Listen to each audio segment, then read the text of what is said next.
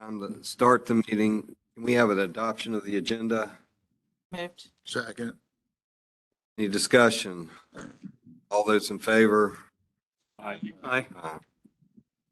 We have a safety briefing and values moment from Tracy.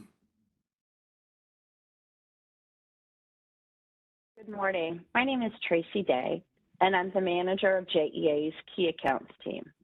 I've been with JEA for almost 17 years, and my team of 6 account executives is responsible for delivering concierge-level service to JEA's largest commercial and industrial customers. We handle everything from expansion planning to rate analysis, customer solutions, and everything in between. These customers bring in almost 25% of JEA's total revenue at just over $400 million. The safety protocol is posted on the screen and in the board materials. One of JEA's core values that speaks to me daily is to treat others with courtesy and respect, to seek diverse perspectives, and to bring out the best in everyone. One key component to respect that doesn't always come to mind, but is critically important, is vulnerability. In the context of work, vulnerability often evokes caricatures of bleeding hearts or dramatic outpourings of emotion. This stubborn stereotype is a holdover from the stoic portrait of the mid-century male breadwinner, unfeeling, stone-faced, and the ideal image of power and professionalism that dominated the workforce for generations. The idea of showing emotion on the job was viewed as inappropriate at best and at worst mortifying. Yes, being vulnerable can be terrifying, but is there really a company out there that isn't facing some challenges at the moment? Being willing to openly share those challenges is critical to overcoming them.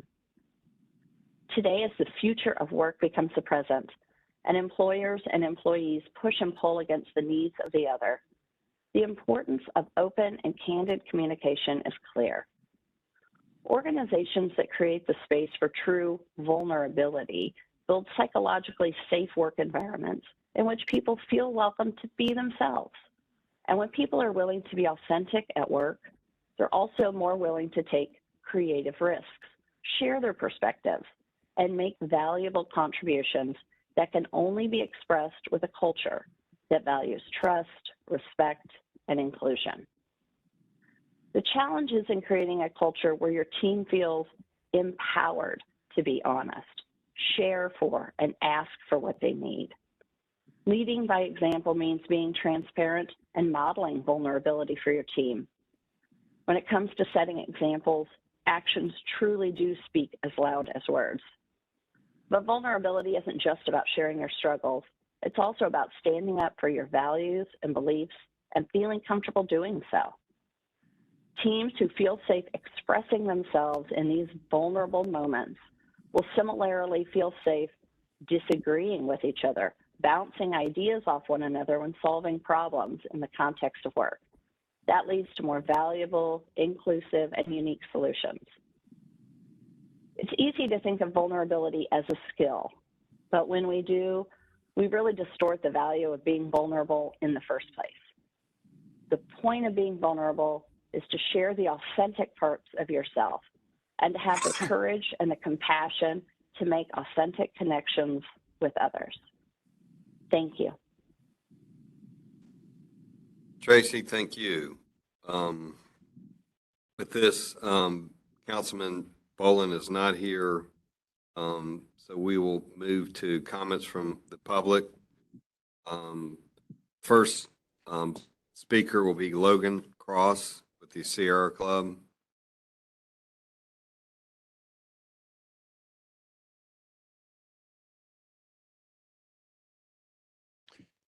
Good morning. Again, my name is Logan Cross. I'm the chair of the Sierra Club of Northeast Florida. You've heard from me before. I'm also a San Marco resident and a very appreciative member of the JEA IRP Stakeholder Advisory Committee. And thank you for allowing me to address you this morning.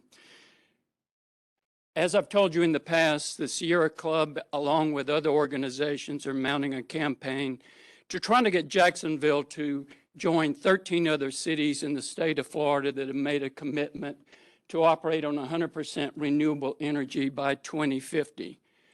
A key element in achieving that goal of getting Jacksonville to make that commitment is for JEA to make a substantial commitment to transition from high dependence on fossil fuels to operating on renewable energy.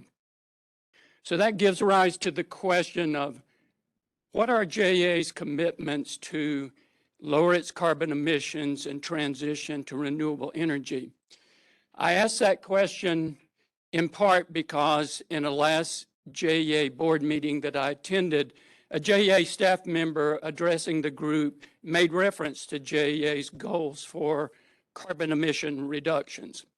After the meeting, I talked with the staff member and asked him, what are those goals? What are JEA's goals with regard to carbon emissions reductions? He couldn't answer my question. This gives rise to a question during a time when the airways are flooded with commercials from entities such as Florida Power and Light touting their commitments to going green and transitioning to renewable energy. And each time I see these commercials, I start pondering the question, what are JEA's commitments to transitioning to renewable energy? In 2022, JEA was at 1.5% renewable energy in its energy generation portfolio. Our recommendation of our organization, the Riverkeeper and others, is that it be at 30% by 2030. We hope that that request and that recommendation is actually reflected in JEA's 2023 Electrical Integrated Resource Plan. It is our hope that it will be, and I'll close with simply the question is, will JEA's 2023 Integrated Resource Plan reflect a substantial commitment to transitioning to renewable energy? Thank you very much. Logan, thank you so much. Councilman Boland has just joined us. I just want to give Councilman Boland a shout out for his work on the homeless situation that we're dealing with in Jacksonville. And, you know, we see this problem increasing, and to have councilmen really taking this on, thank you. But with that, I'll hand it over to you. Thank you, Mr. Chairman. We'll get back to public comment. I appreciate the opportunity. I apologize for my tardiness. I did want to take a minute, if I could, to affirm for those in the room and those watching the oversight the City Council continues to play as it relates to JEA, the good work the board and the management do over here. There are a couple of items, as a matter of fact, coming before Council next week. The Finance and Rules Finance and Rules Committees will be looking at the budget amendment, which you all approved, that reflects the experience over budget last year, particularly as it relates to fuel charges. That needs, as it should, come before the full council for its support. And secondly, in the good news department, as far as that's concerned, is as the rules chair, I have a sneak preview on resolutions coming before the board, before the council. And two of your members, Marty Lanahan and Tom Bonalstel, are both being recommended for a nomination for a second term. So I knowing the good work that they do, I do appreciate the opportunity to advance both of their nominations. So I appreciate the opportunity to share these good words. Thank you, sir. Thank you, sir. Getting back to public comments, Josh Melko.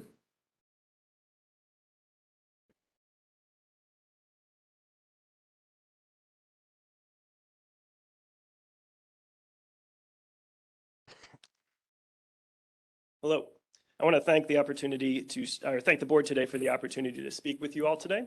My name is Dr. Joshua Melko, and I'm Associate Professor of Chemistry at the University of North Florida. More importantly, I'm a father to Sophia and Lucas, and I come to you today really as just a concerned citizen and concerned father, asking you to take bold steps to increase the amount of renewable energy JEA has in its resource mix in order to reduce our greenhouse gas emissions and protect our city and our local economy for future generations. I want to talk about reliability and affordability of renewable energy. One of the common criticisms of renewables is that they're unreliable, but the data just doesn't bear that out. there are large swaths of this country already deploying high percentages of renewables without reliability concerns. You can look at the Southwest Power Pool, the region of the nation's grid stretching from North Dakota down to Oklahoma. They routinely exceed 75% renewables. At times, more than 90% of their total load is being met with renewables, with no reliability concerns. We can also consider the winter storms and freezing temperatures we saw across the Southeast in December, where neighbors to our north in Georgia and the Carolinas suffered from rolling blackouts.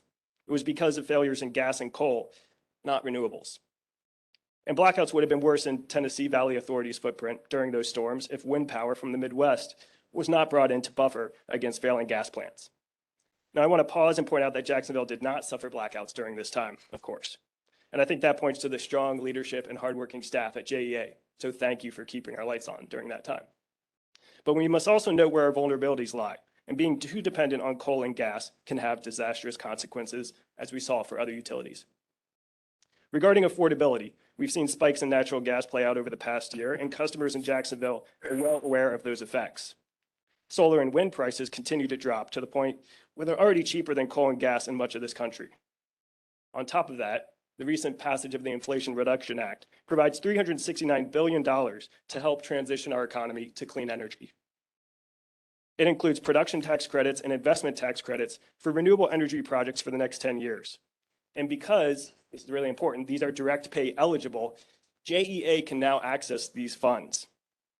This is huge. Investor-owned utilities have had access to these tax breaks for years, but now JEA is eligible. This reduces the cost of renewable energy products 30 to 50%. So we have to go after that money. Otherwise, we're leaving it on the table. There's other measures in the Inflation Reduction Act, such as DOE's $250 billion in loans for energy infrastructure reinvestment, which we could use to help replace coal with cleaner energy sources while transitioning that workforce, protecting those jobs and creating new high-paying jobs in a clean energy economy. JEA is in the midst of its integrated resource plan, going through the planning process to establish our future energy mix with these new opportunities available. So as a concerned citizen, I'm here to implore you to leverage these funding sources and establish an IRP that incorporates a bold amount of renewable energy so that our children enjoy cleaner air and our community enjoys a reliable, affordable, and more sustainable energy ecosystem. Thank you. Josh, thank you so much. Next is Andy Cohen.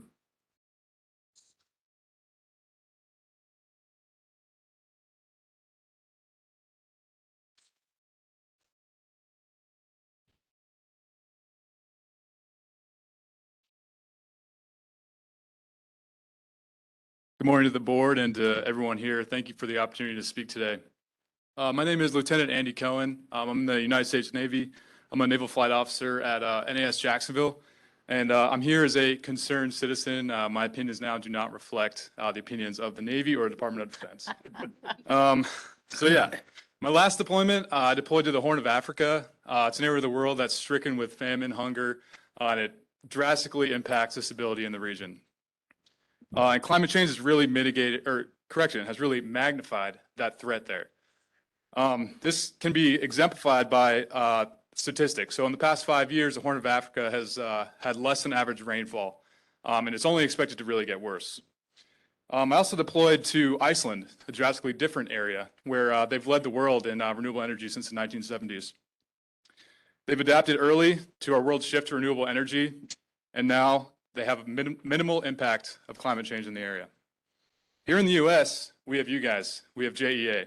You guys provide us with stable, reliable energy at a pretty reasonable cost. We're really, really lucky to have you. And you guys hold all the cards for making an impact on our society. The world is changing really fast, and we need our warfighters to be ready. Climate change poses a significant threat to the bases here in Jacksonville, Naval Station Mayport, and Naval Air Station Jacksonville specifically. A recent study even showed that by 2025, it's projected that Naval Station Mayport could lose up to 20% of its land due to sea level rise. We need to adapt to climate change, and you guys, again, hold all the cards for making an impact on our nation's warfighters and our society. From the perspective of a concerned citizen, I'm asking that you shift to renewables to protect our society and to give back to our warfighters who have given so much for you. Thank you. Andy, thank you for your service and thank you for your comments. Scott, Don. Hi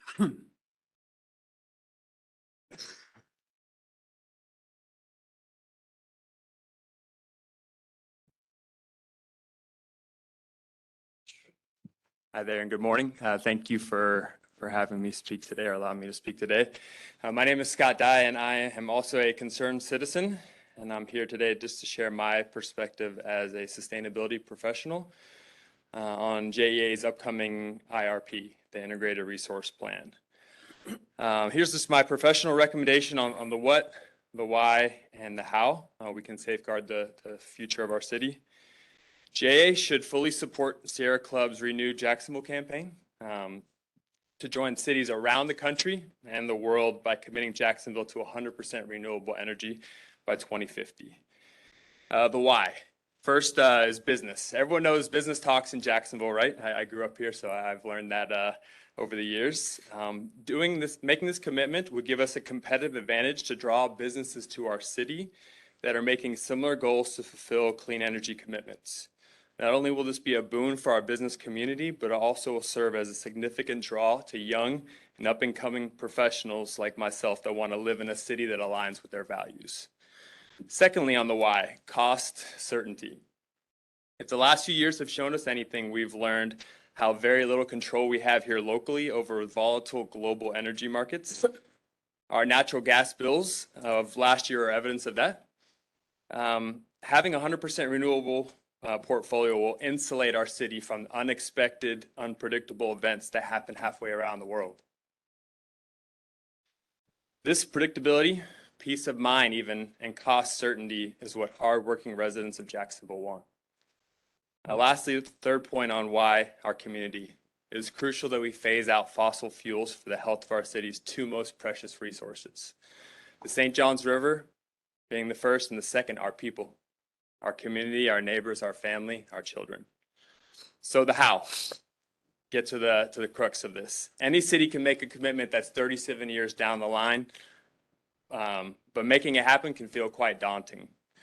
I blame none of the members of the board here for being cautious and conservative even.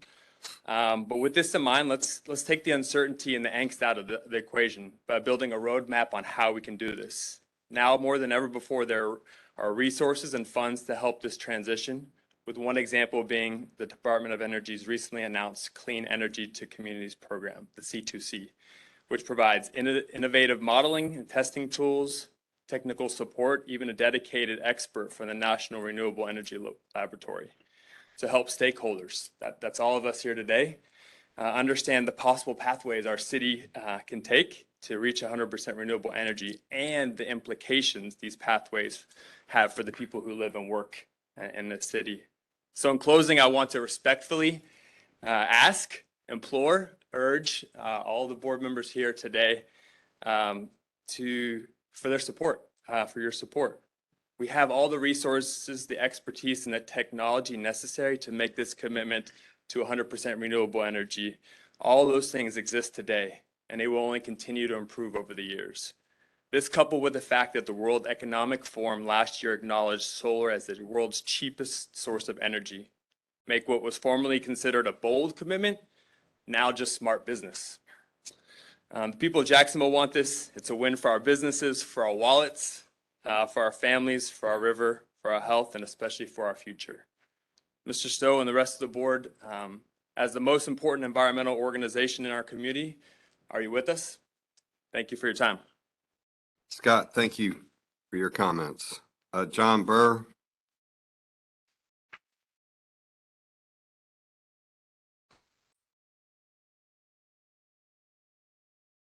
Yeah, good morning. It'd be hard for me to improve on Scott's comments. I don't think I can, but along the same lines, the city of Jacksonville is preparing and has been preparing its resilience efforts for the last 2 or 3 years. And you're going to hear a pretty ambitious program laid out in city council later this year. That resilience effort for Jacksonville, when you look toward the end of the century, is really $1 billion, $2 billion. Who knows really how much it's going to cost to protect our city from sea level rise and from increased heat. JEA also, I believe, has a huge role in helping us with climate change, and that is, as the other speakers have mentioned, in lowering emissions, lowering fossil fuel emissions. And I would just urge you to embrace that responsibility and take a really close look at what your alternatives are as you go through with your long range plan for energy generation. And that's it. Thank you very much for your time. John, thank you for your comments. Valerie? All right. Good morning, everybody. Hopefully everybody had a great holiday season and your new year's starting off well. I want to start by saying I was honored to attend the Women in Energy Leadership Forum earlier this month, representing JEA. I was surrounded by quite a few of our very own JEA women leaders who also attended. The forum was established to bring women in the energy together to inform, inspire, and to motivate. It is also an opportunity to show off women leaders in the electrical industry with decades of experience. It also gives women currently enrolled in colleges an opportunity to network and hopefully get hired with the various sponsors within the electrical industry who also attended. We even had our own very own David Emanuel as a speaker on retaining our people in energy through empowerment and professional development. David spoke on the great things JEA has done and continues to do in order to recruit and keep the best talent within JEA. In the future, I hope to see more of our JEA women leaders at these panels sharing their knowledge to the next generation of women leaders. One thing I heard that kind of stayed with me was the health of our community is the health of our utility. So I would be interested to hear what that means to you. Second, I listened to the governance committee last week, and I agree with their comments associated with Jay doing a great job as JEA's leader. I believe Jay has the employees and the community's best interests at heart and will continue to lead JEA in the right direction for years to come. I know all of the union leaders appreciate his openness when it comes to resolving issues. I also want to thank board member Rick Morales for acknowledging all the hard work the JEA employees in both the water and the electric department for keeping the system running during the pretty freezing temperatures that we've had. So in closing, I believe this board has the same goal in mind as all the union leaders, and that is to keep JEA as a municipality for years to come. Thank you for your time. Thank you, Valerie. And I want to just say, Valerie, and you've been a great help to us through the beginning of the transition of a new interim with Paul and with Jay. You've been there all the way with honest feedback.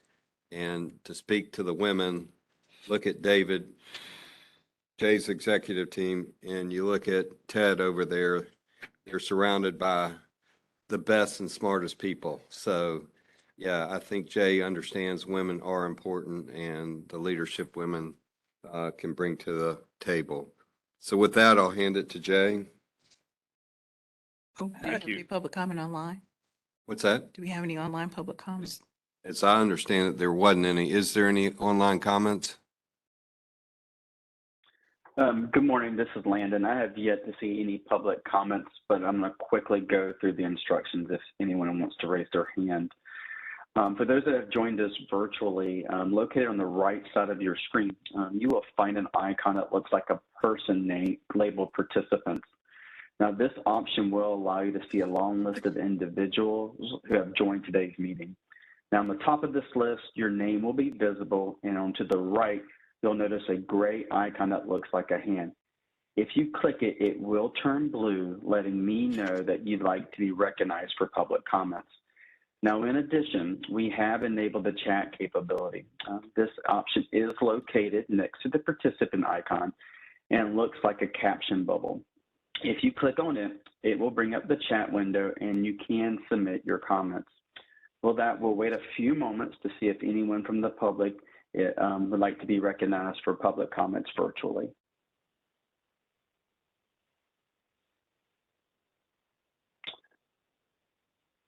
With that, there is no raised hand and there is no public comments being submitted via the chat. I'll turn it back over to you. Thank you.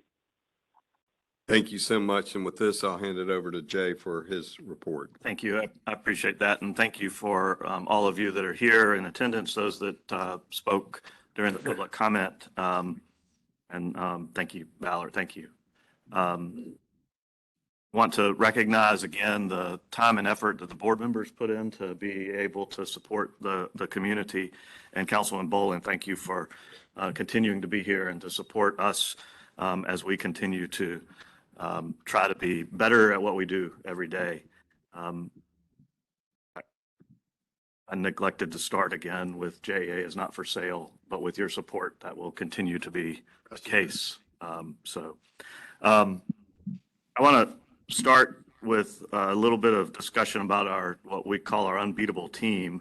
And in a little bit of a change, I'm going to kick off this time by highlighting some members of the unbeatable team that are in our water area.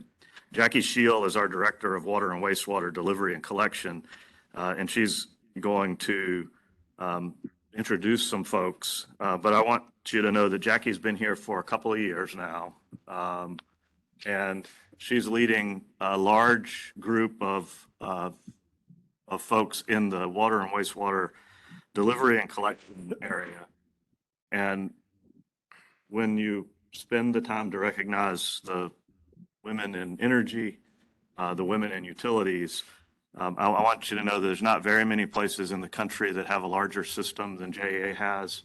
And Jackie's doing a great job leading what is one of the largest wastewater and water delivery and collection systems in the country. So I appreciate the work that she and her whole team are doing. But today she's here to recognize some teams that competed at the Florida section of the American Water Works Association, AWWA, competition in Florida. So I'm going to turn it over to Jackie. Good morning and thank you, Jay and board. Again, Happy New Year, just as Valerie said, and hope everything started off to a good year. My name is Jackie Shield. I am the Director of Water, Wastewater, Reuse, Delivery, and Collection. Basically, what that is, everything outside of the fence line, we deliver the water to your home, and then when you're finished with it, we take it back, and everything in between.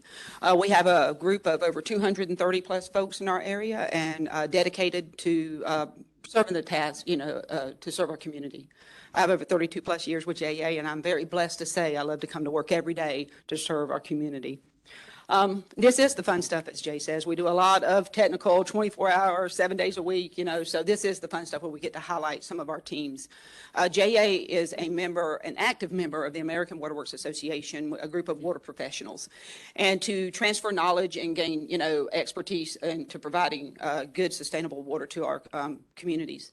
And part of that, though, we have conferences. And at these conferences, we do take those opportunities, besides sharing the knowledge, to recognize the tasks that we do. And at the Florida section, AWWA, we have an annual conference in the fall that prepares us and to demonstrate some of the activities that our guys do on a daily basis and women do on a daily basis. So 2 of those events this year were the ductile iron tapping, which is a fast-paced to where you drill up a hole into the pipe, you run a new service, you connect the copper, and then you turn it on to deliver water to your customer, like if you're going to do a new tap to a new home, or if you're going to renew an existing home. And so that's a fast-paced dexterity, and when you're finished, it is judged. It's judged based off of your safety, and it's also judged based off if you didn't do it correctly and there's a leak. So all of those, and they're point-based. The second event is called the Hydrant Hysteria. That is a fast-paced 2-person team that goes head-to-head with other teams about, it's a disassembled hydrant, and then you have to take and put the hydrant together, and then it is tested. So with that, we have a couple of a video that our media team put together to give a little demonstration of their success at the Florida section this year in the fall.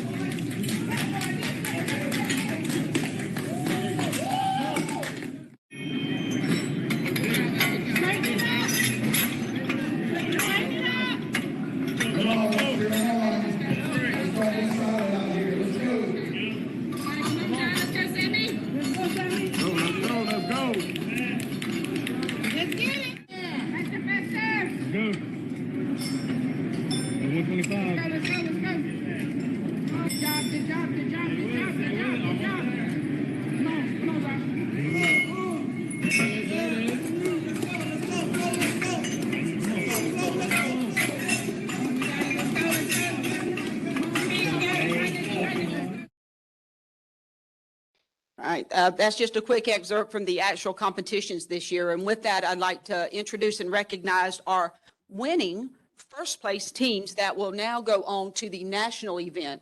Each state that's a member of American Waterworks Association competes statewide to go on to the national. And with that, we're going to have the Team Water Boys for the ductile iron tapping that did that tap in 1 minute and 28 seconds. The team captain is Brandon Barr. And the setter, which is the one that sets the tap machine onto the pipe, is Mr. Tim Maxwell. The cranker, which is the one drilling the hole in the pipe, is Mr. Caleb Barker. And then the copper is Mr. Sam Maxwell.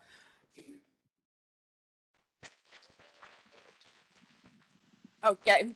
And then for the men's hydrant hysteria, which assembled the hydrant together in 1 minute and 36 seconds, is again the coach is Brandon Barr, and then Mr. Sam Howard and Mr. John Alderman. And then the management champion for them is Mr. Nate Rouse. Y'all might have seen him in a few of the videos that we have going around to highlight some other things that we do on a daily basis. Okay, yeah.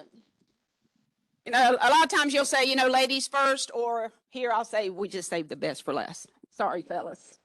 So with that, you know, I'm going to try not to get emotional again. Been here since 1990, so seen women come a long way.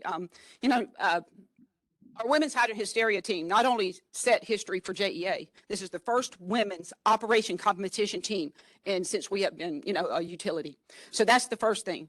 Additionally, it is the first Florida women's competition team they have ever had down at FSA WWA. So with that, I'd like to introduce, we have two teams, and typically only one utility can enter one team, because if not, if you're the size of JEA, we just take everything. But since there was not another women's team, we worked with the section, and we allowed our teams to compete together to go head to head.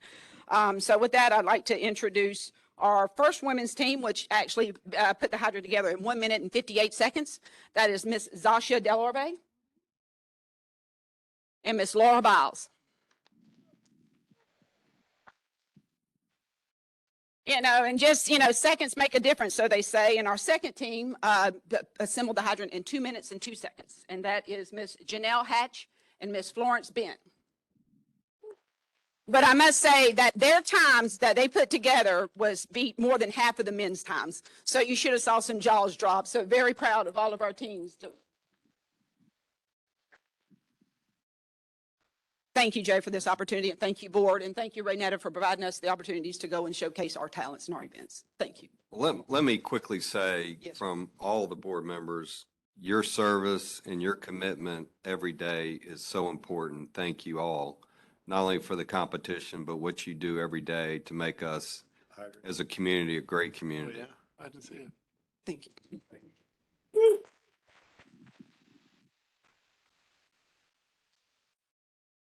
I'm beginning to question why I did this in the order where I let her speak, and then I'm going to continue to go. But thank you, Jackie. Thank you to the team, and not just for the team and the work that you're doing in the competitions, but the work you do every day.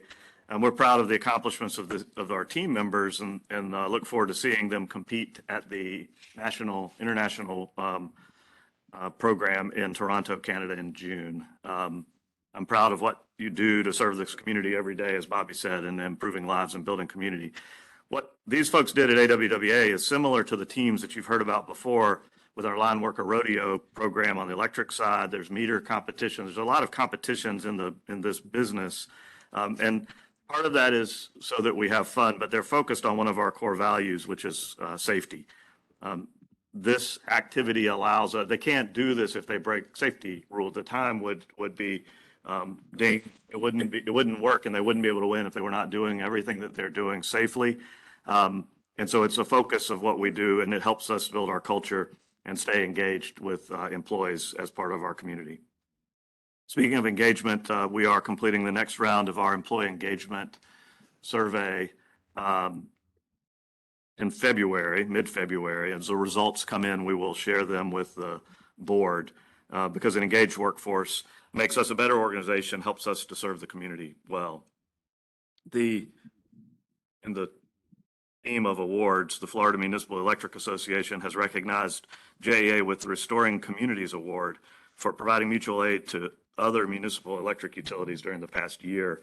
It's an annual honor that FMEA awards to Florida public power utilities, where we go and help other organizations.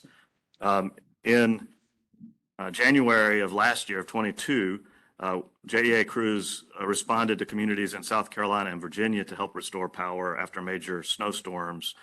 And JEA wastewater and water employees also provided mutual aid assistance after Hurricane Ian in Southwest Florida. 100 JEA employees helped restore sewer infrastructure on Sanibel Island during a 4-week period. And we also had, as you remember, we had help come in from Texas, Alabama, New England, and other places in Florida to help us during the storms that we weathered this year. We're proud to answer the call to serve our fellow public power utilities and our other municipal utilities, and are extremely grateful for those that came to our aid in the past year. Being part of this national network helps support us, has a lot of benefits beyond just the mutual aid, but being part of a community-owned utility allows us to do that. We've heard from a couple of the speakers some of the ideas of some grants and some programs within the federal government.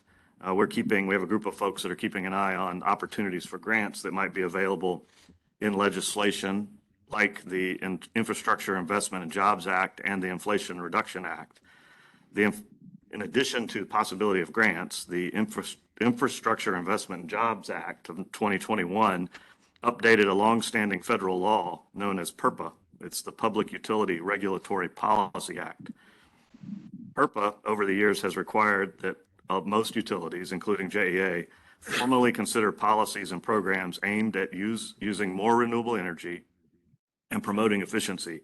JEA team members are examining and working on demand response practices and electric vehicle recharging programs as required by the 2021 PURPA amendments. Our teams have been working on these topics for quite some time, but this work and their work aligns with these must-consider requirements in that legislation. We'll keep the board informed as we continue to move forward on that. As a reminder, you heard from some of the public comments about surrounding the cold weather. Around the Christmas weekend of 2022, it was abnormally cold, with temperatures in Jacksonville going to forecasted to be around 23 degrees. And with that kind of forecast, we expect the systems to be stressed with additional customer demand, cause higher load, and may cause equipment failures. It also happened to occur over a holiday weekend with Sunday and Friday. Sunday occurring the biggest issue, but then Friday and Monday being holidays. During this 4-day weekend, our systems performed well due to pre-planning and the dedication of our team. Electric and water personnel worked through the holidays. It's going to be difficult to list all of the employees because it really takes every team member every day to be able to keep our system up and running. But during this time frame, our employees responded to customer outages, replaced transformers, kept our treatment systems running, made sure that any backflow preventers that were frozen were taken care of. We kept the generation fleet and the fuel supply ready to go. The work that was done that weekend was important, but the planning that we had ahead of time was also important. And that doesn't matter a whole lot because we've already done that. So the real question is, what's next? What are we going to do next? And that is looking at resiliency, looking at what we need to do if it were colder than 23 degrees. We've had a team looking at resiliency for about 18 months, and they're going to continue their effort, and it will continue going forward because we have to meet our customer expectations and be prepared for what happens if it gets even colder. So the team is working on that, and you should see some reports in the next year. Much of the public comment today was surrounded the integrated resource plan. We don't have a detailed description of what's going on the IRP for this month, but we do have some major milestones coming up. Stakeholder meeting in February, Finance and Operations Committee and Board IRP updates in March. We will present the final draft of the report in April to the Finance and Operations Committee and the Board. In May and onward, we'll present IRP results to stakeholders and the public. I probably don't want to get too far. Lieutenant Cohen spoke, and first of all, thank you for your service. And we have about 20% of our workforce that are veterans, so that's something that is important to us. And so is the environment and reliability and resiliency of our system. Later today on the consent agenda is an item where we will enter into a solar agreement, renewables, that is really putting us on the path towards more renewables. And we will continue to work through the math, the science, the reliability, and the resilience of the IRP in the coming months so that we will be as prepared as we can be to make the right recommendations in April and May to the board. We also will have an update later today on Plant Vogel that should be coming online soon, that will also be a zero carbon emission source. Close to 14% of our power and electricity will come from them, from the Vogel. Over the next few months, we'll bring that all together and develop the appropriate plan to move forward.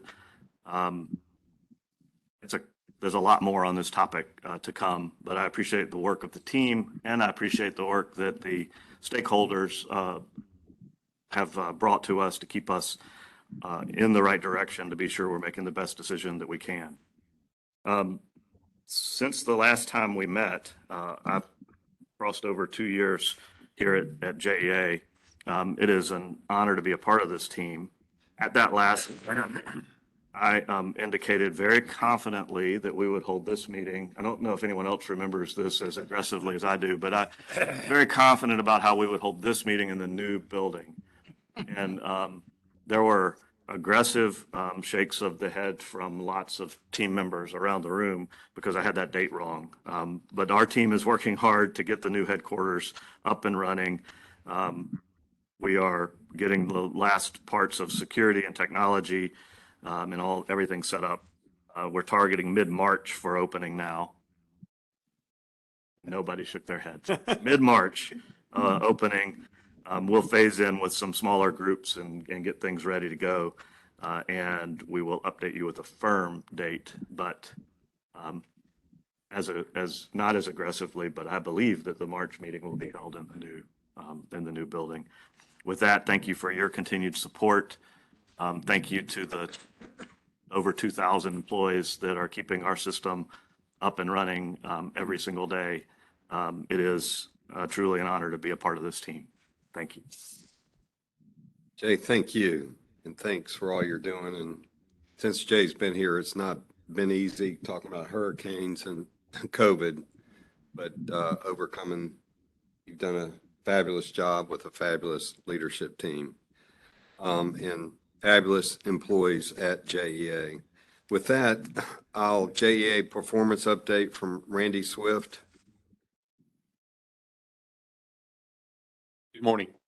My name is Randy Swift, and I'm the Director for Business Relationships and Project Outreach across JEA, with my Chief Officer being Sheila Presley. It was my distinct pleasure to join JEA in November of 2021. The goal today is to provide the January 2023 scorecard update. Today's performance update includes data through December 31st of 2022. You will notice the scorecard has a different look for fiscal year 23. Moving forward, we plan to highlight metrics that have made a significant movement since the previous performance update. However, the full scorecard will always be available in the supplemental materials. For this month's update, the majority of performance metrics are currently on track with a few exceptions. Our first quarter residential customer satisfaction score decreased by 29 points to 694. Placing JEA in the fourth quartile year to date.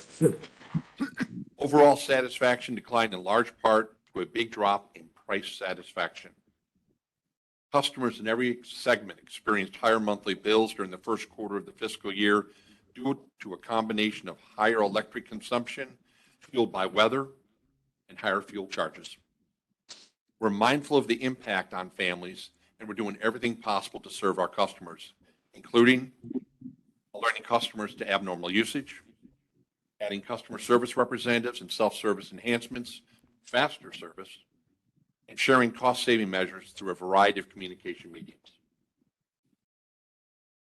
On the commercial side, JEA starts fiscal year 23 placing in the second quartile in the most recent J.D. Power business study, putting the company on track to reach its corporate goal for commercial customer satisfaction. JEA wants to help business customers save money while having a positive impact on the Jacksonville environment. That's why we're meeting with our business customers to educate them on available rebates that will encourage the use of efficient commercial equipment and to make upgrades more affordable for them. Moving on to our next metric. Capital spend at the end of December is tracking slightly less than the current spend plan. However, there has been a significant increase over previous years in the number of major water and wastewater projects currently under construction. Project execution and expenditure forecasting remains top priorities for our project team. Next up is our sanitary sewer overflows metric. It is currently flagged at risk due to a higher than normal October. The SSOs during the last quarter were due to three main causes. One, debris including grease in the gravity lines. Two, failed piping. And three, failed manholes. We continue to increase our monitoring and cleaning efforts to reduce clogged lines and have an aggressive manhole inspection program to evaluate and prioritize work. We've conducted a desktop analysis of the older AC main and will begin a repair replacement program soon. Finally, our pay for performance is currently projected at 3.5% of base salaries. This concludes the monthly performance update. We're happy to entertain any questions you may have. Any questions, Randy? I'm reacting to the new format, and Randy was a previous banker, so I congratulate you on your second career. There is life after banking. The top right quadrant, going back to goals, the employee engagement and diversity numbers are great, but do we have somewhere to benchmark? Because that's the only block on this scorecard that can't determine what our benchmarks are. Yeah, we can. We'll work on how to benchmark that, both the employee engagement survey, we benchmark against the others that are taking that same thing. And then the diversity, I think we can put what the community is for the people of color. We can put what the community is, and then for the female representation, we probably need to look at what utilities are, a combination of what utilities are and what. Even previous year. I mean, there's just no way. Actually, where we're going, I think that's true. Yeah. The others are pretty clear to me. Thank you. The only thing that I thought the other chart made it clear because you had the previous year. Yeah. And I wish there was some way to look at this and maybe show where we were the previous year. Not going back to the detail, but yep, we can work on that. All right. Any other comments? Residential customer service is an indication of this, where we are in the cycle of the survey results. Is that because just want to make sure. That was actually the first survey of 4 surveys. And that survey period was for October, November. And then we have 3 more survey periods over the course of the year. Sheila, the residential survey, we dropped, but everybody dropped, we dropped more. And if you talk about a little bit about that, because it's a concern about where we're going. We had momentum in that category, as I recall. So I was surprised to see where the results were. Well, price is an area of concern nationally among utilities because of the decrease in customer satisfaction. It's been substantial. For us, it was more substantial, significantly more, 80 points versus 20 or 30 for other utilities. So we realize that we have work to do. And as Randy mentioned, we're adding customer service representatives. We've already done that.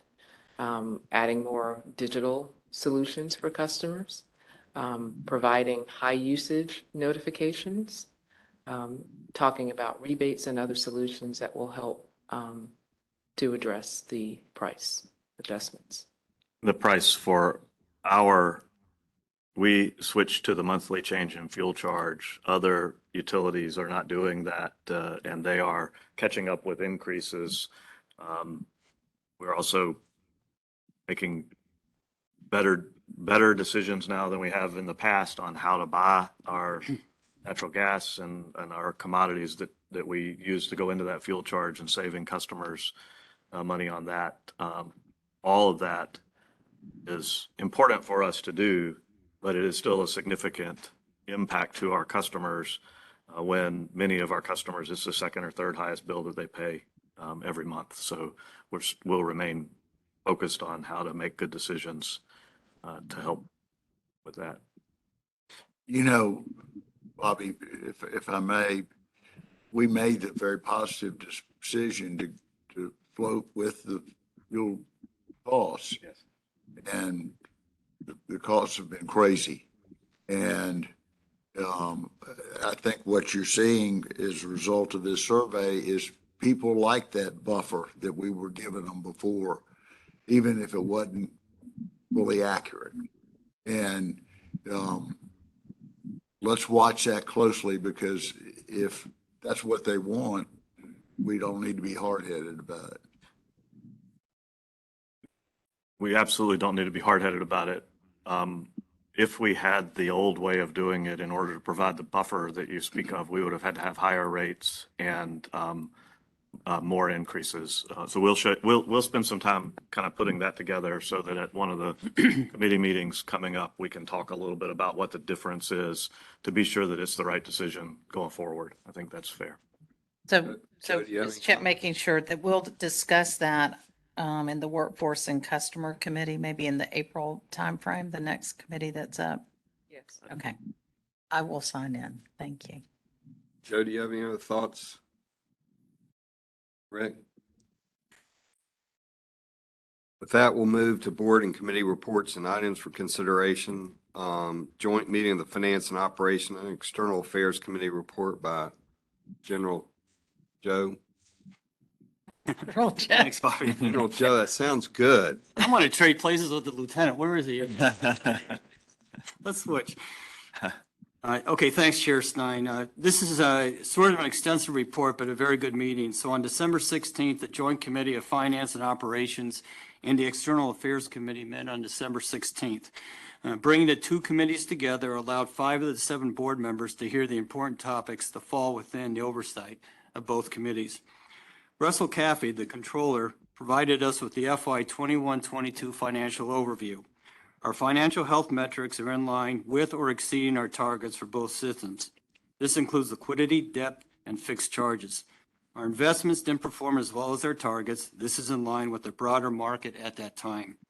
Sales growth was in line with our customer growth for the electric and water systems. Fuel costs was up 58% compared to FY 21. And the Finance and Operations Committee will begin to receive regular updates from Russell at each meeting. The committee heard presentations by Randall Barnes, treasurer, on bond refunding delegations. Now, staff will request the board to take action on this item under the consent agenda.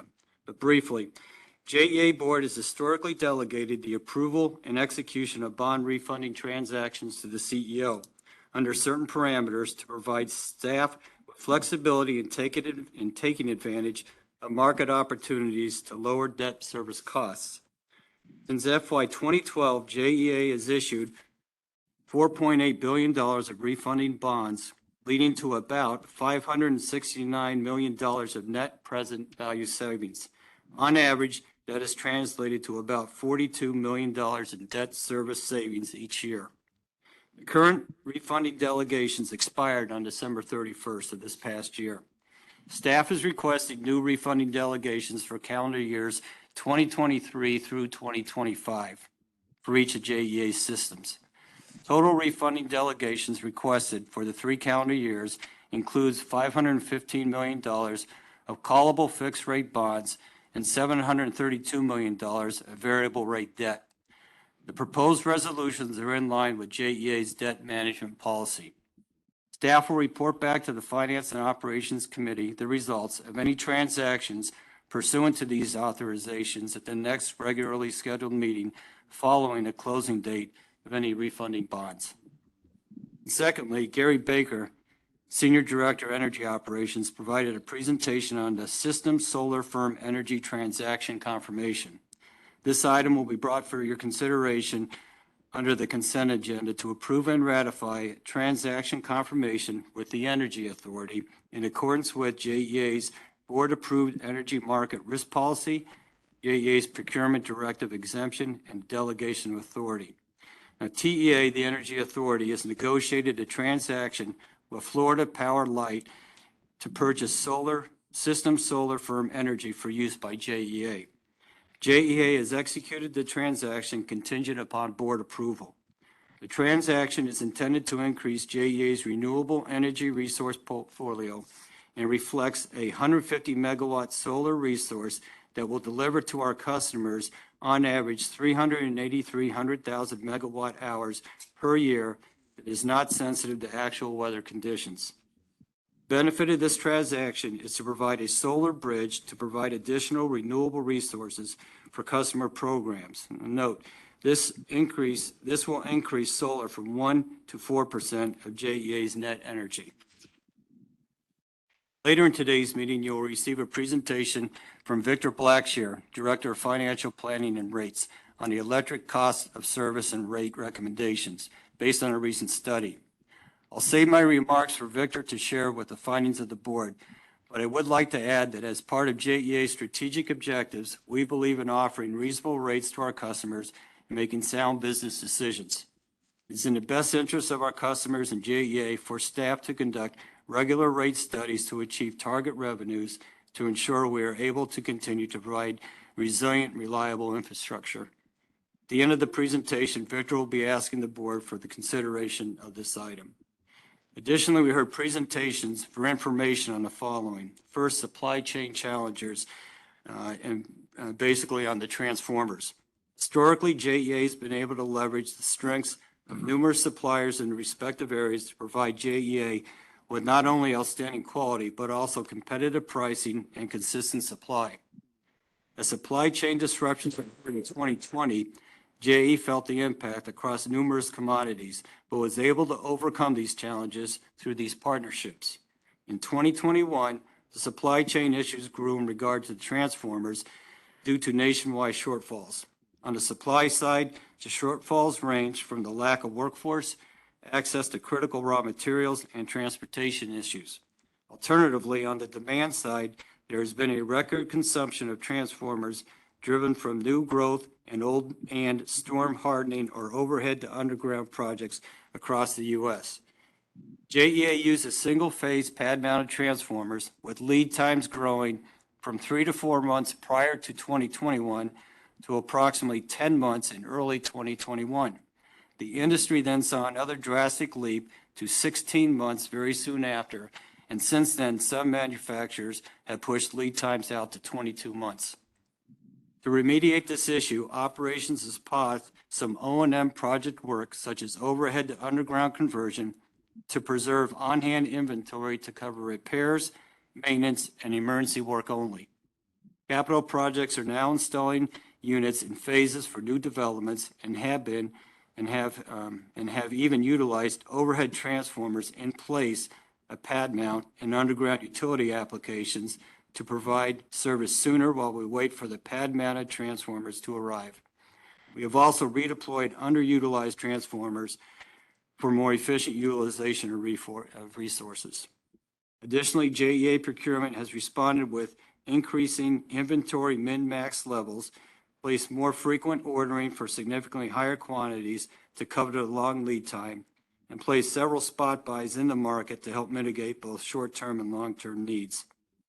Diversified our supply base and built-in system redundancy through the addition of backup contracts to reduce the risk, including international vendors, expanded our practices of refurbishing older distribution transformers, both internally and externally, and worked with the electric department to allow suppliers to modify transformer designs to shorten manufacturing times, and utilize less scarce resources, while all maintaining safe, reliable solutions for our customers. And secondly, and Jay mentioned this in his remark, we had an information brief on the electric resiliency study. This effort is part of a broad resiliency initiative within JEA, seeking to identify risks and opportunities to respond and plan for severe weather and other natural threats that may impact reliable service. Pedro Melendez, Vice President, Planning, Engineering, and Construction, provided a review of the design standards, overhead to underground conversion methodology for resilience improvement, adaptation and hazard mitigation, and preparing for the electrical system resilience plan. And we're told to expect a final report on or about 23 June. And then lastly, we had a update on the integrated resource plan. We received an update from Laura Shepes, Renetta Curry-Marshall, and Pedro Melendez. Now, we've been hearing for quite some time that the IRP is a journey, not a destination. We are conducting this study while keeping in mind JEA's responsibility to ensure reliable services, to act responsibly towards a sustainable environment, and to maintain affordability of electricity now and in the future. This balanced and transparent approach is one that guides our path forward. In collaboration with stakeholders, the IRP team finalized the inputs and key variables, common resource, and provided a layout of the implementation plan. Net energy by resource, CO2 emissions, and systems costs were modeled for each of the 6 scenarios. This presentation can be found on page 803 of the board materials in front of us. And an updated IRP milestones can be found on page 814, again at the board materials. And as Jay said, May will be the final IRP back brief, and that'll be an expanded public forum. Chair Stein, with your permission, I'd just like to express a quick comment. There's been a groundswell, and I don't say that negatively, about JEA committing to 100% renewables. And we appreciate those comments. And again, we heard from Logan, John, Scott, and other folks today. And again, we appreciate the comments on that. But this groundswell to commit to 100% renewables by 2050, like other cities have, I just caution JEA needs to continue being pragmatic to the appropriate degree so we don't come across as making a promise we can't keep at this time. And that's where the iterative process comes in. As we get better information, our way ahead towards renewables becomes more feasible, and we can continue to commit to a more pragmatic glide path of whatever percent of renewables to whatever out year it is. I just say that with a word of caution.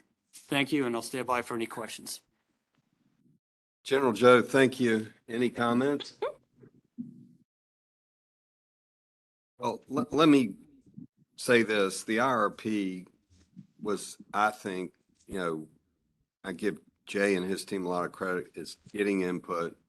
I think Jay and his team are committed to move as fast as makes sense to a thoughtful renewable plan. And this will change over time as a lot of renewables get a lot more capable, and we'll be looking at it. But the input he's got from the community has never happened in the past. And I think that shows leadership.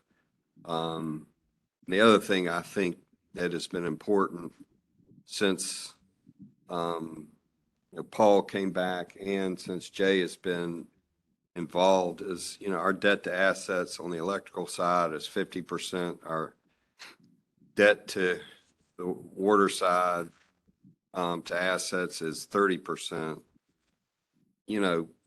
In these challenging times in the world, a balance sheet like that and a leadership team like that, we should be very, very happy. And Joe and Ted, thank you for your efforts and leadership and y'all's team's leadership. Any other comments at all? The Governance Audit Compliance Committee report by General Marty Lanahan. Wow, I just got promoted. I like that. So we'll continue on the course of honoring General Joe, and John Baker attended our meeting on January 13th. Rick Morales sat in. Lesson to myself, there's so much that happens in these committee meetings that I probably need to audit more of them. You know, a lot of work gets done in those committee meetings. So thank you for those board members who attended governance, audit, and compliance. We have two presentations that require action. The internal audit charter was provided by Lee Montanez, who's the Director of Internal Audit. It will be considered under the consent agenda. We regularly review the internal audit charter, and candidly, most of the changes were made that are administrative in nature, like adjusting the name of our committee. But that is in the back of your packet. The second item we'll have the opportunity to vote during our March meeting was the slate of officers.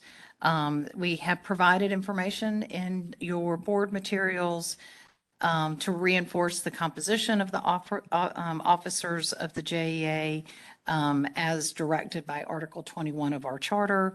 We've also put in your package term limits. We've also identified for you our board policy manual rules and process, which states the election of officers will be conducted at the first regular meeting in March. We addressed this in January because the Governance Audit and Compliance Committee will not be meeting until August. So we want to make sure we could adhere to that provision so that we will vote at the board meeting in March. And to remind you, the term of the slate of officers will take effect on April 1st. The committee voted unanimously to recommend maintaining the current slate of officers. So if you're willing, Mr. Chair, we'd like for you to serve another year, myself as vice chair and General Joe as secretary.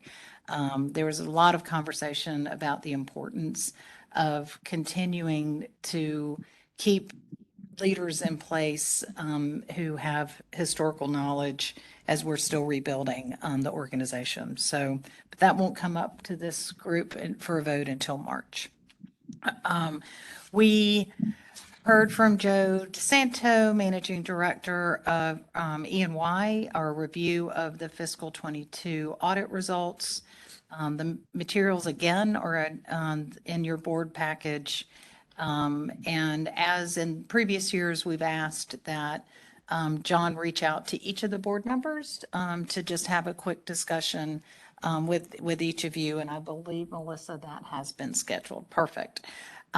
Excited to announce that the JEA internal audit team provided EY with about 200 hours of work, which saved the JEA ratepayers $25,000 in audit fees. And I'm real excited to say that there were no areas of concern. We continue to not only have an impeccable process, thanks to our amazing staff, but also to provide financial information that is easy to audit and comes back clean, which is a great, great, great thing to do. The finance team, we're thrilled with EY as our audit partner, and we are currently under contract, but it is good governance practice to go out and see who else is out there if somebody else can do the audit. So we will be issuing, the finance team will soon be putting out an RFQ for that vendor contract. And we understand E&Y plans to respond to that. Ted, do you want to talk a minute about the city council, where we are with city council and how we don't have final numbers yet?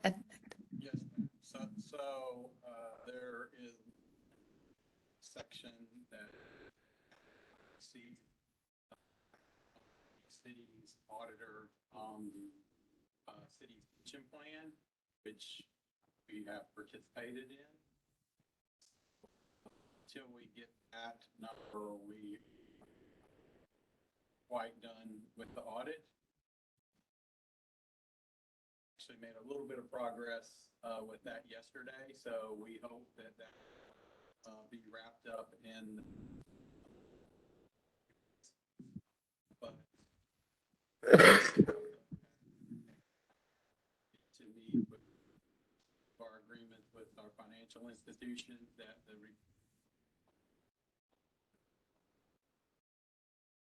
24th, which is today. So we have gotten waivers from the financial institutions on that. Joe Joe and his team did a wonderful job prepping those institutions that we may need that. They understand the issue is really out of our hands. But we have tried to exert as much pressure on the city's pension plan auditors as we can, but we still weren't able to get the numbers as soon as we would have liked them. But all is well. We'll get that taken care of hopefully this week, and no problems. Which is great. Thank you for being proactive with, I'm sorry, just to clarify, it's a problem with the city pension auditors. We love the city council. I was listening. I bring this up because Councilman Boylan is in the room, and it would be really helpful. This is the second year we've been up against this issue. Good to know. Thank you. And it'd be great if you could help reinforce that. Absolutely. This does create issues with some of our financial partners, and I appreciate that staff has proactively addressed that. And this does happen in the industry quite a bit, so it's not uncommon. It's just, we like to be perfect here, right? And the city staff has been excellent to work with. They are as frustrated by this situation as we have been. So kudos to Joey and his team for they were on the calls with us as we were saying, hey, we got to have these numbers. We got to have these numbers. So they've been not only excellent partners in this situation, but in other things. I can't express how much it's appreciated that the partnership we have with the city. I've been places where that's not always been the case. So we actually stole a few of their people, and they've been gracious about it. So I love it. I thought that was of interest to the rest of the body. So thank you for explaining that. Along with the internal audit plan that you'll be approving, Lee and his team went over some of their completed audits and projects. We have 35 action plans open and have closed 3 since the beginning of the year, and that process is tracking as we expect it to.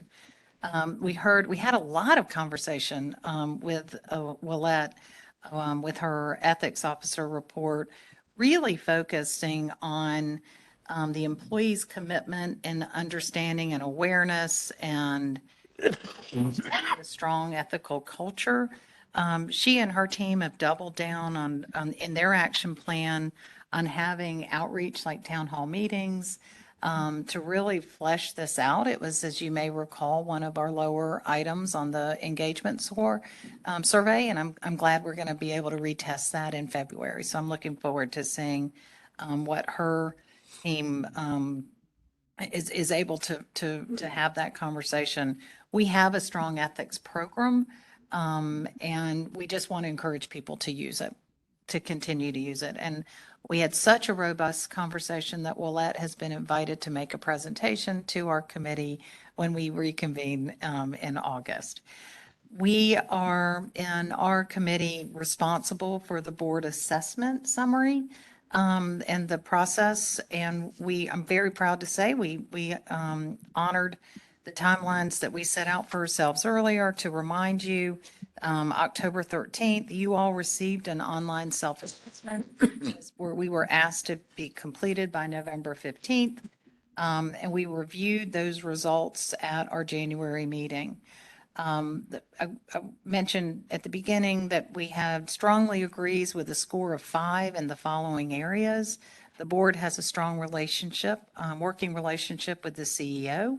The board is regularly updated and with updates that address JEA's performance on key measures aligned to the strategy. The board understands and adheres to the Article 21 Charter, the JEA bylaws, the policy manual, the City of Jacksonville's ethics code, and any applicable state Florida statutes and city ordinances. That was kind of nice that we scored a 5 on that.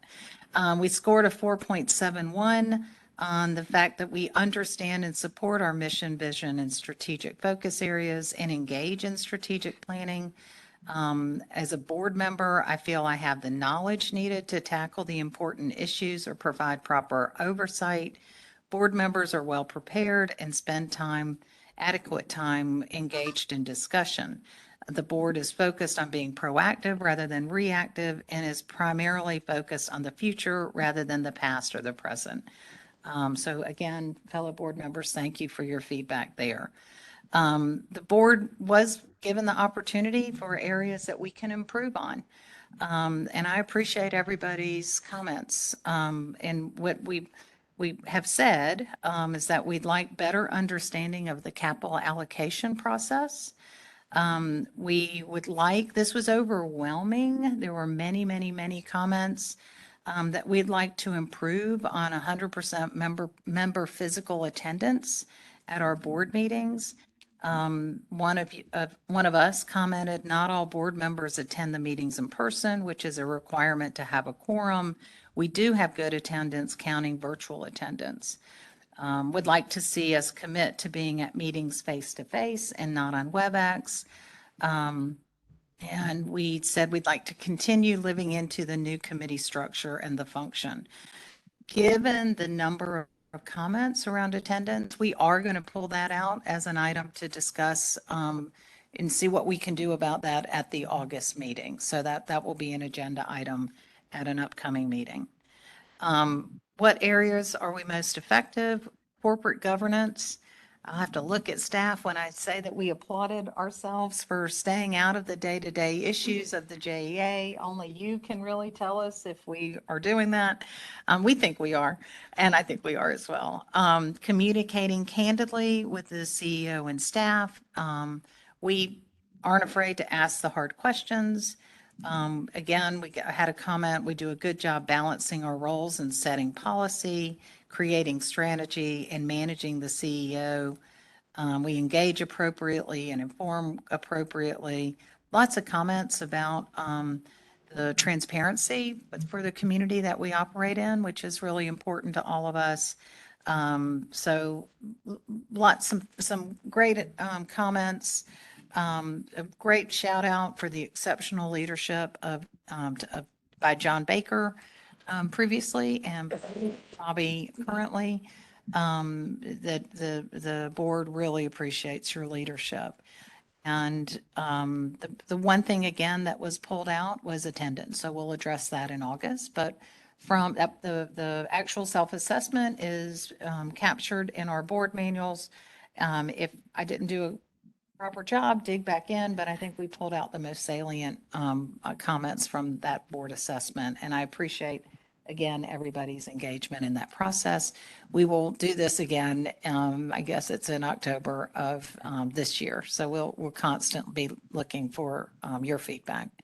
The other item that is under our responsibility is to handle the annual CEO evaluation. Also in the back of your package, I believe we're Appendix D.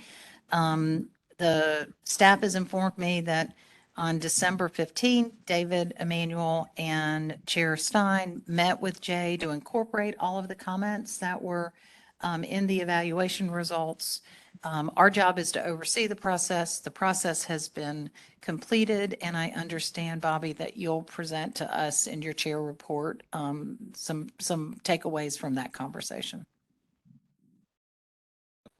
So that was my report. Lots happening in these committees, and thank you for the opportunity to lead governance, audit, and compliance. So any comments, questions? I have one, Marty, is I'm hearing again, cyber is going to be a big issue. And if we can get our auditors to make sure this year and on the RFP for next year that cyber is, we're on top of that. I'm hearing a lot of comments with a lot of businesses. They're facing cyber issues. Yeah. Great topic for us to cover in August. Any other comments? That will go to the consent agenda. Can I get a motion? Move to approve. Second. Any discussion? All those in favor? Aye. All those against? Motion passes. The next is the electric cost of service by Victor. Chair. Yes. Morning, Chair. Good morning, Board. My name is Victor Blackshear. I'm the Director of Financial Planning and Rates. I'm a proud native of Jacksonville, Florida. And my tenure here in the JEA family, I've worked within various areas in the customer experience side as well as the finance side. So for the work over the culmination of the past year with various departments, I'm finally here to present before you the results of our cost of service study and rate study. So what is cost of service? Cost of service really is a study to ensure that the cost of our electric system is being properly recovered through our rates by various rate classes. It really begins with the financial plan. Once we settle on the financial plan, in this case, the focus is on FY23 for about $800 million. We decided how do we allocate this cost by functionalizing it. So we take this budget and we functionalize it by sections. We split it apart for generation, transmission, distribution, et cetera, et cetera. Once we functionalize the cost, then we turn those costs and reallocate them to the various classes that's responsible for those costs. Residential, small commercial, large commercial, industrial, and et cetera. Once we have those costs allocated by class, then we're able to stand up against the revenues to determine, are we collecting enough to support our system, AKA rate design. So that leads us into our process. So the results of our cost of service result, you see here, shows and reveals to us that we have a revenue deficiency. What you see before you is our revenues without any rate adjustments currently. And the revenue deficiency was around $4 million. But when you peel it back and pull it apart for the different classes, you can see that there's some undercollections and overcollections that occurred within our rate classes. Our residential class was being undercollected by 8%, followed by our general service demand, and general service large demands will over-recover, but then we're also under-recovering by interruptible service extra large demand by 22%. So we see that there's a need for rate increases within the residential and IXXLD classes, so we can have a holistic picture of what our cost of service looks like, which in turn leads us to having a more in-depth conversation on what do we do on the rate side of the study. So as a reminder, the rate study is to serve multiple purposes. One is to achieve our target revenues. Two is to adjust our rates accordingly, hopefully to improve our fixed cost recovery to our fixed charges. And then three, also revise our tariffs accordingly to the recommendations within the study itself. Again, just like the cost of service, so as our rate studies is a long-term study. However, for all intents and purposes of the meeting today, we want to stay focused on FY23. So the results of the rate study, as you can see before you, is really the suggestion of the recommendation was to adjust our basic monthly charge. Our basic monthly charge is the rate mechanism that we use to recover our customer experience, customer service costs, such as billing and meter costs. And as we adjust the basic monthly charge, we also would like to adjust the energy charge likewise to achieve our target revenues.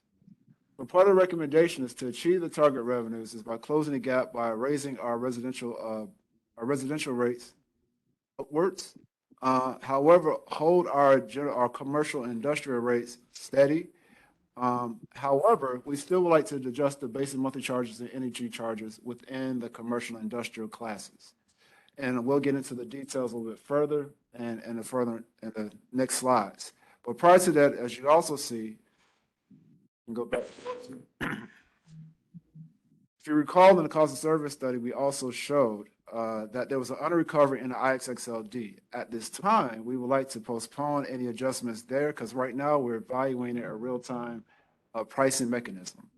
And what a real-time rate structure looks like is where the structure or the rate varies from hour to hour based off of our system's generation costs from hour to hour. So currently we're undergoing a study as a separate option for customers in that class. So let's dig a little bit deeper into the residential rate recommendations. If you recall earlier, we were under recovering by 8%, but we are very sensitive to the matter at hand when it comes to pricing. So our recommendation this year is just to bump it up slightly under 3%. And you can see the breakdown of how we plan to achieve that is by raising our basic monthly charge by $9.50, but offsetting some of that increase by lowering the energy charge as you see appropriately here. By making these moves on the residential rate, we can achieve our target revenues for this year. Hey, Victor, I want to ask a question about that slide. That is only that does not include the fuel charge. This slide doesn't It include. does not include the fuel charge at all. Thank you. And there's another slide in the presentation where I'll kind of walk down each component of the residential bill. But thank you, Jay. So here, this is where you can see the bill presentment piece. You can see where our base charges is which I'm discussing today has been stable for the past 2 years. But you can see what our proposal is in April, where we're raising the basic monthly charge, but we're lowering the energy charge. That third line is the environmental charge. If you recall back late last year, we revised our pricing policy where the recommendation was to move our environmental charges within our energy charges on the electric side. And I'll discuss this again, but also on the water side, moving into the volumetric charges as well, to give us a better ability to collect and to pay for our environmental and remediation costs that come before us in the future. The last piece here is the fuel charge. Now, the fuel charge is separate apart from this study. However, I would like to call out that it has fluctuated over the past years. We have moved to the monthly fuel rate, so in recent months it has gone up. But based off our fuel forecast, we hopefully the market plays nicely with us, that we'll be back in the mid-40s by the time these rate adjustments takes place, which will give some of our customers, or most of our customers, some relief on their customer bills. On the commercial industrial side, we also would like to adjust their basic monthly charges, again, to better align the fixed and variable cost recovery with the fixed and variable rate charges. And you can see here those recommendations for raising the basic monthly charges. However, we want to offset those increases by lowering their energy charges likewise to remain net revenue neutral, commercial industrial classes. And as it comes with adjusting our rates, we also want to go through our tariffs, which is the document that houses our rates, to clean up anything that's there that needs to be adjusted. And so there's a number of things that we've identified at looking at the tariffs in terms of adjusting the language that's in there to align with our current operations, as well as make some removals of some rates and riders that's no longer applicable, and reformat it completely. The electric tariff hasn't been really touched or reformatted in many, many years. So we want to make it easier to be navigated by our customers. So it has a better look and feel. It will look very similar to the water and sewer tariffs. And we also want to separate out the retail service charges from the miscellaneous charges, again, to make it a bit more clear for our customers of what the charges and what the fees are and where they reside. So as I stated earlier, also because of the pricing policy changes that happened in fiscal year 22, we also need to make the adjustments for our water and sewer rates. And you can see here before you that all we're doing is moving the environmental charges, which is a volumetric charge, into our volume charges for the water and sewer. The net effect is zero. It will not affect their total bill at all. It's just where we're collecting those revenues from. And with that in mind, the staff requests that the board call for a public rate hearing at the February 28th board meeting. Is there a motion? So moved. Second. Discussion? Any thoughts, discussion? All those in favor? Aye. All those opposed? Motion passes. Jody? An update. Victor, thank you for your presentation. Thank you, Chair. Appreciate it.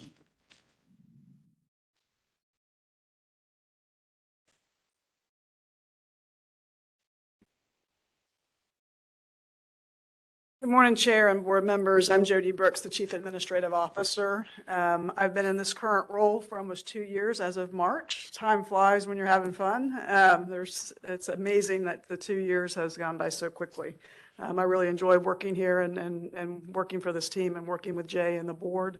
It's been my honor to be the leadership team person assigned to the Audit and Compliance Committee with Marty Lanahan's leadership.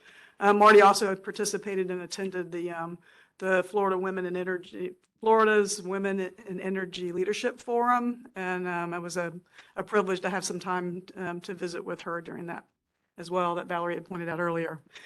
So I get the honor of talking about Plant Vogtle. There are some things that happened in January that I needed that the board be aware of. The startup and operational testing of Vogtle 3. There were some vibrations associated with those testings that of certain piping in the cooling system that was reported on January 11th. And on January 12th, the Southern Nuclear has filed for an emergency license amendment with the U.S. Nuclear Regulatory Commission, the NRC, to expedite remediating the issue. There were no safety concerns associated with this issue that's been reported, but the in-service timing has shifted a month, at a minimum a month until April. We had reported earlier that the in-service date was projected to be in March. Now it's been pushed to at least April of timing. The cost impact to Project J has been estimated to be approximately $9 million for that month of delay, with $2.5 million being construction costs and $6.5 million of debt. So that's the financial impact to that. So safety, service timing, anticipated additional cost. JEA site visit. We had 3 folks go and visit the site in January, on January 4th. Joe Orfano and Pedro Menendez and Mark Stoltz went and visited the site. They had a very interesting experience there in which they were able to be down in the containment vessel. Probably the last outside first and last folks to participate and to see the interior of the containment vessel in Unit 3, which is kind of if you have an opportunity to visit the site, it is a pretty incredible place to visit, a nuclear plant. And again, the 3 of them came back with the impression that everything looked good at Unit 3. And I'm going to quote Joe Orfano as saying that outside minor cosmetic work, Unit 3 appears to be ready for operation to the untrained eye of a finance guy. It looks good. I mean, I'm very optimistic. I was more optimistic prior to this vibration issue that's been discovered in the testing phase. But there's still the optimism that as of April, we'll have a commercial operational Unit 3. MEAG did conduct some additional financing of approximately $152 million earlier this month in response to Project J, and it closed, and I think it was a good funding bond experience for Plant Vogtle, or for MEAG for Plant Vogtle. And with that, I don't have anything additional to report on Plant Vogtle. Do you have any questions or? Pedro or Joe, you all want to make any comments on your visit? I'll definitely would like to share. There's been a lot of, the only comment I can make, there's been a lot of work to get this far, right? We're getting close to it. Safety is top of mind on what this is being done, and this vibration issue was identified with high technology. We recognize that they're doing the right things. Getting close, right? Getting close to it. And Unit 4 is applying the lessons learned from Unit 3, and they're moving in the same direction. That's my observation for a little bit more of a trained eye. But the use of the word optimistic and optimism is still being used by me that's been following this for years. And so, I am very pleased with the progress of the construction site, and I'm happy that we had the folks, and we continue to be diligent in working with the folks there to make sure that we get the nuclear energy that we've contracted for. More importantly, as difficult as this process has been, we had a very difficult relationship with MEAG, which has been repaired to the strong relationship we've had in the past, which I give compliments to the team to repair that relationship, working through a difficult situation and getting close to firing that unit up. So I give a lot of accolades to the team of really working through that. I can tell Jay is like on the edge of his seat. Again, I'm using the word optimistic for this latest April timeframe, and but I think from a planning purpose, I think we're still thinking that it may be a little bit beyond the April timeframe. I'm optimistic about this too. I think it's interesting that they're calling it a delay and it's still going to be earlier than what we think and have planned. There's three, I'm looking to be sure I get this right, but I think there's three main impacts that happen once we turn on this and we start getting energy from plant. First one is that it is, and most important, I think, is zero carbon emission. And it's about 12 to 13 or 14% of our energy that will be zero carbon emission coming from that. So I think that's positive. The second that's also positive is that the fuel cost, long-term fuel cost for nuclear is significantly less, not quite order of magnitude, but significantly less than what we have been. You saw in Victor's presentation, our forecast of April is $44. Fuel cost is going to be $15 or less for, Joe keeps on telling me less, is $11 or $12 for, that's going to be a big benefit to our fuel. It is in our forecast, so slightly more than hope because we do have some 70% hedged and we have that in our, those are the two big positives. Negative is that when it comes online, we will also have to start paying the full cost of the principal and interest, and that is significantly large. For a non-finance guy, I think that summarizes it well. And is in large part the reason that we need to have rate changes and rate adjustments, not only in April, but going forward the next few years. So those are the three key things, and I think the first two are the ones that we will focus on, the positives for zero carbon emission. And while we've had trouble with the construction, I am, whatever a word is, it's extremely or more than optimistic that the group of people that are set up to operate and run the plant will be able to run the plant well. And the more uptime that they have and the better that they run the plant, that only drives down the cost per megawatt hour that we pay. And so I'm looking forward to sometime in the next, we'll call it the next few months, it will be up and running for the first one.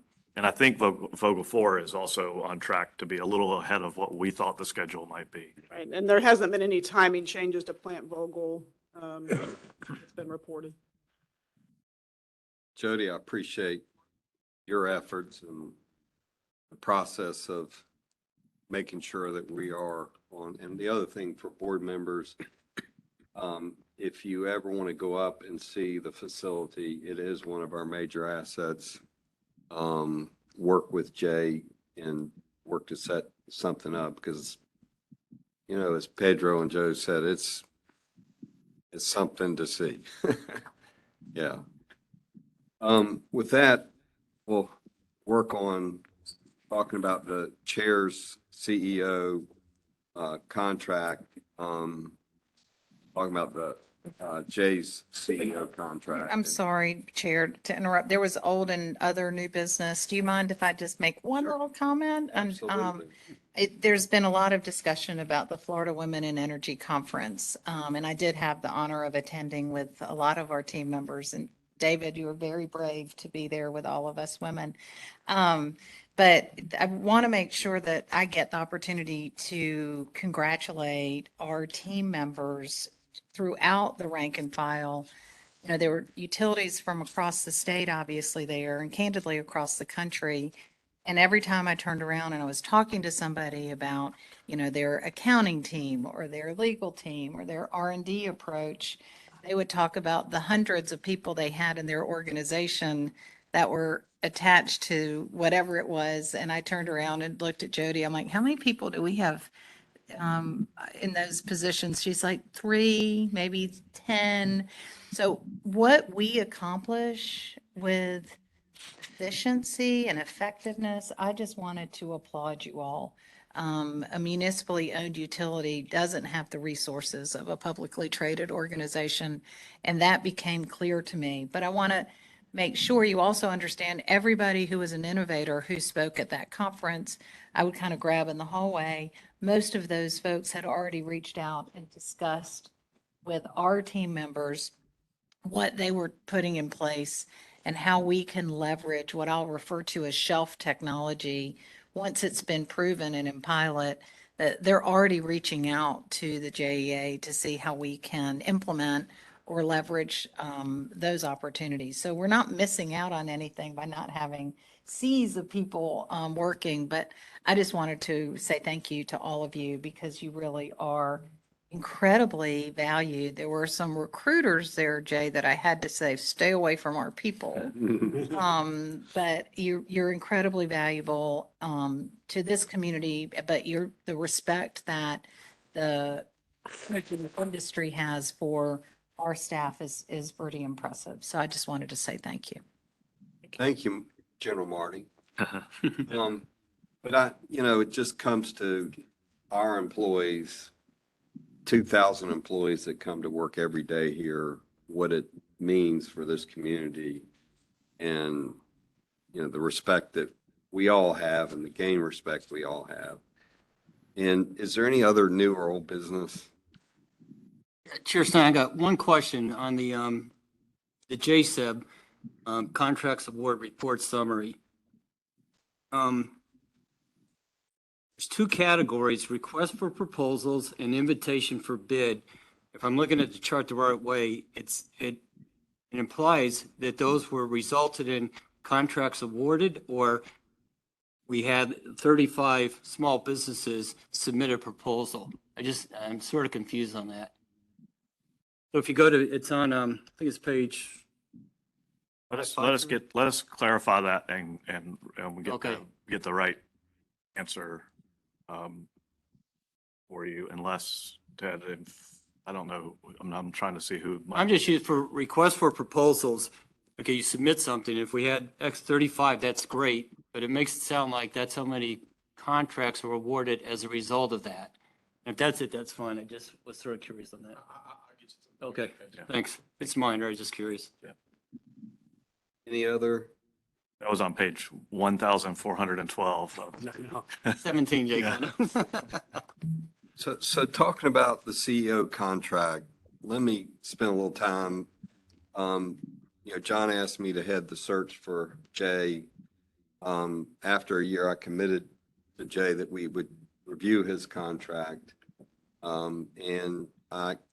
After it was close to a year, Jay came back and he says, we're sitting there with COVID. We're sitting there with hurricanes. Let's delay this a year. And so just want to put that out there. And I had the opportunity to meet with Jay to review the evaluation results and provide feedback. Overall, the board members' rating is a 5.0 of a 5 rating, which means Jay performance has exceeded the board's expectations. I just want to summarize a little bit of our feedback of our meeting. I believe that Jay has consistently shown that he's the ideal person to lead JEA. I admire his caring, transparent, and effective leadership style. I'd be the first to admit that Jay's job is not easy, but he's not been afraid of establishing a culture of safety, respect, and integrity here at JEA. And he leads by example. In his weekly emails to the entire JEA team, he emphasizes and promotes those core values. He's built a dynamic leadership team and has worked hard to get the right individuals in the right positions to lead this JEA team. And if they can stand, you'll see the diversity and the commitment of that team. So if y'all could stand real quick.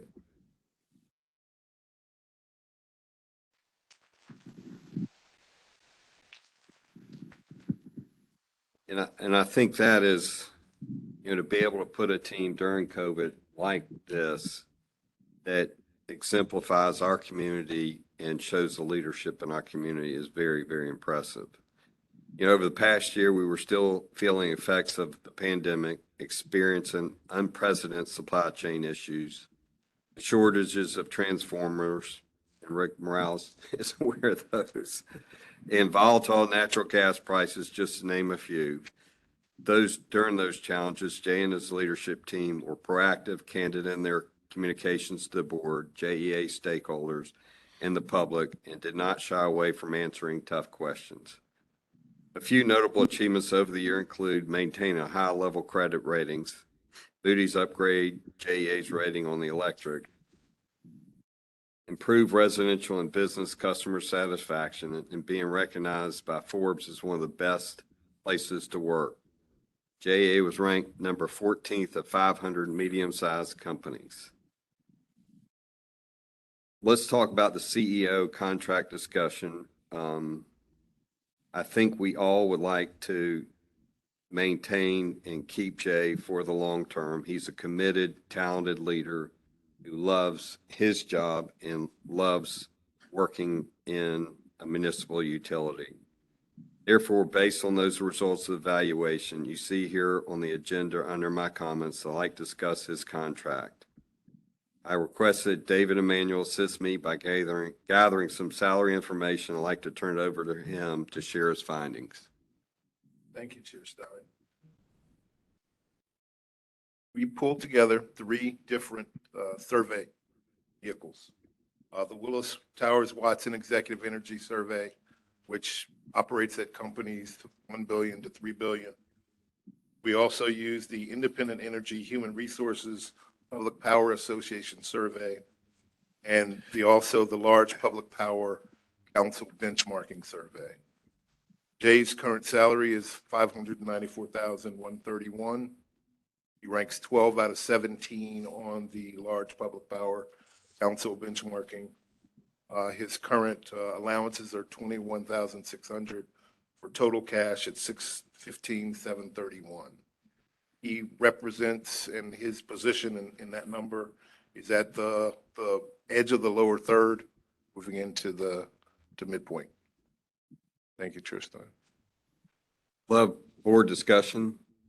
With the highs and lows on the 17, do you have that? I mean, if you- Yes, the high is 1.4. The low is 508. Thank you. John? Jay clearly is not at the bottom third of leaders and shouldn't be paid that way. And I would say something in the neighborhood of the 75th percentile would be more fair. And it doesn't have to be done in 1 year either. Any other comments? Yeah, I agree with John. Absolutely. Well, with that, I'd like to entertain a motion to direct Regina to prepare an amendment to Jay's contract. Justin is base salary to $650,000 and his allowances to $25,000 and authority to execute the amendment on behalf of the board. So Is moved. that, sorry, Go ahead. I mean, does that get us? It doesn't seem like enough with the, just, Just 75% or? You're in the middle of the middle, is not to where Mr. Baker is, but it's moving in the right direction, and It's considering all a the other- substantial increase and we can keep looking at it as what. yeah, I agree. I just, in context, didn't know where it stood in the rating. only half. The middle of the middle is Right. better than the bottom third. Yeah. Yes. And it should be solidly there if what we did was model the folk that he's passing. They shouldn't pass him with their next increase unless somebody does something similar to what we're doing. I move approval. Second. Discussion? All those in favor? Aye. Also, the charter current limits the CEO's contract term to a total of 5 years, including any renewals. I would also like the board's consent to direct Regina to work with staff and come back later to discuss the process and options to extend the term of Jay's contract. So moved. Second. Discussion? All those in favor? Aye.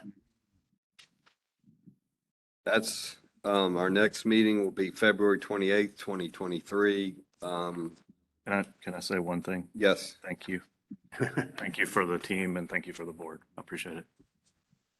Always you fun to for- have these conversations in the public and Not at all. think about that. Yeah,